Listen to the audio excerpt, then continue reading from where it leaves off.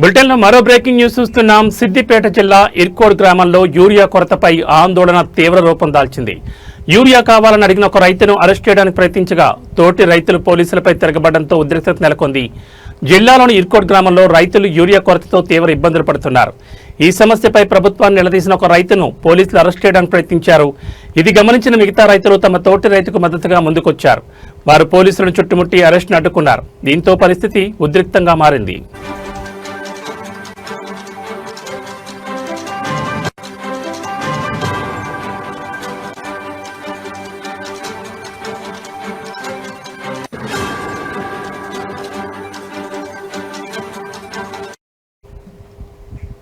ఈ ఘటనతో యూరియా కొరతపై రైతులు ఎంత ఆందోళన చెందుతున్నారో స్పష్టమవుతోంది. సరైన సమయంలో ఎరువులు అందకపోతే పంట దిగుబడి తగ్గి భారీ నష్టం వాటిల్లుతుందని రైతులు ఆవేదన వ్యక్తం చేస్తున్నారు.